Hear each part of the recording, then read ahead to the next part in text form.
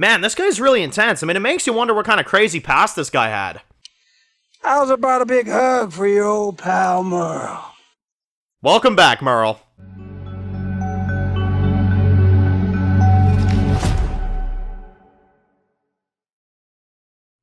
Alright guys, this one's going to be doing a review today. This one's going to be doing a review for Peacemaker. This one's going to be doing my weekly review for this week's episode of Peacemaker. This is for episode 4, titled Need I Say Door. So, this was a crazy episode, man. This show is so much fun, man. I honestly love it. It's such a good show. It's such a good time. And it really just, man, I tell you what, this and the Superman movie really have just brought a whole new spark for me into, the DCU, which I want to talk about this later on this week. Apparently, there is another movie coming out, a sequel already coming out for Superman, which is insane. So we're going to talk about that coming up here.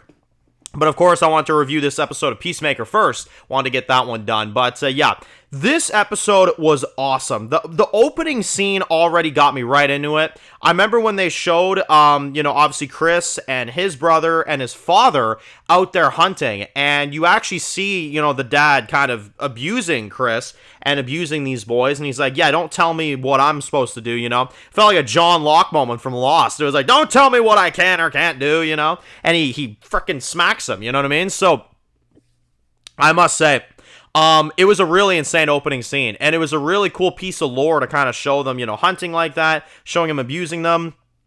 Really makes you enjoy that death in season 1 a little bit more, you know what I'm saying? But Robert Patrick is incredible. Now, I will say, if you know Robert Patrick well enough, like, it's almost funny to look at him with that wig on, because like, that's, you know what I'm saying? Like, he don't look like that, so I found it kind of funny. But they de-aged him pretty good, because I've seen movies of Robert Patrick when he was younger.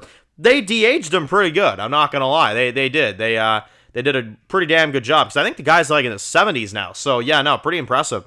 But the plot of this episode is for them to get Eagly, basically. So, we don't spend time in, like, the other, obviously multiverse. We just spend time in this one, and the crap gets insane. I mean, you've got Harcourt now that has a deal going on with these guys to catch Chris, lure him to this park, and basically she can get like a massive job, and she can, obviously pay her bills again, and she can do all this stuff. And he offers this to her, and she appears to take the deal. So Harcourt is definitely going through it in this one. She's still picking fights in bars, and she's still, doing all this stuff. And then obviously, they come over, they give her kind of this, offer. And then now she has the choice to make: turn Chris in and, live her life, or stay true to Chris and, I guess be miserable. I don't know, you know what I mean? So I guess it's kind of a choice that she has to make in this one. And it's kind of a question they kind of leave with you in this one. But, man, I would love to highlight Michael Rooker in this show, man. He is hilarious. I mean, he is great.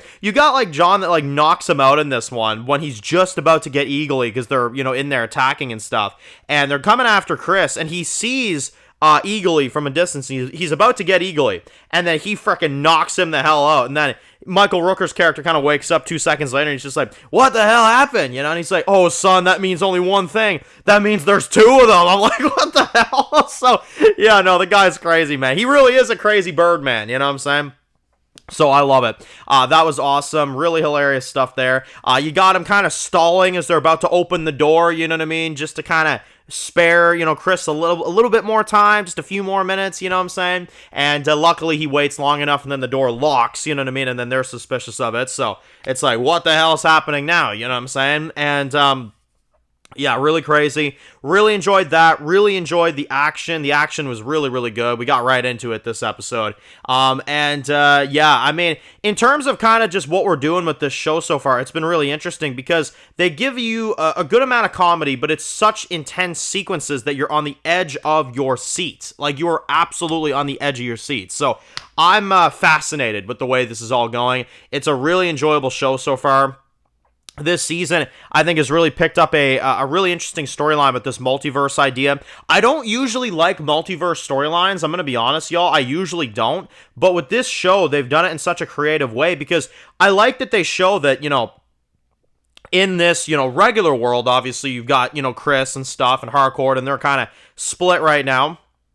And she's going through a lot, and, Chris is going through a lot. But then you see this other version of things last episode, and it's like, oh, yeah, like, things are nice here, things are going well, you know what I mean, and things are all kind of nice, and then he's kind of sitting there saying, yeah, way better than the regular world and stuff like that, and it's like, well, I mean, honestly, the regular world's pretty crazy too. This episode kind of, showed that, there's battles going on in each one, you know what I'm saying, there's stuff they have to do in each one, but I do feel really bad for Chris, and I will say, his character is very relatable at this point, so he's gonna go meet Harcourt, she's setting him up completely. I saw the promo for the next episode, there's like a sniper watching him, so I don't know what the hell is going to happen, although the promo kind of spoiled something, so maybe be careful watching the promo, y'all, because they kind of spoiled a certain outcome of something, by the looks of it at least, so we'll see what ends up going down there, but yeah, I'll tell you what, this was a great episode. This was probably my favorite one so far, and I like 3 a lot, but I think 4 was even more exciting. The battle for Eagly, Michael Rooker's character was hilarious. You had the battles going on, you had the Harcourt stuff, her setting up Chris and everything. It was really, really tense all the way through. I mean, it picked up the moment it started, like it was right into it. So definitely let me know what you guys think about this episode. Really, really like this one, and excited for episode 5. We're halfway through the season now. Obviously I know James Gunn has announced, like, oh, we could get cameos here and there, and I'm like, oh man. I mean, who knows who they're going to put? Are they going to put Lex Luthor in this? Are they going to put Superman in this? I mean, they really could do anything, because apparently Peacemaker Season 2 takes place before the Superman sequel. So it could happen for sure, but you never know. You never know what they're going to do. So, if you're new to the channel, guys, and you enjoy videos like this, make sure to click subscribe so you don't miss any of the videos. Make sure to follow me on Dan's Reviews Official on Instagram, guys, and of course, I'll see you guys really soon for more videos for Peacemaker. Enjoy the rest of your day, guys, and peace out.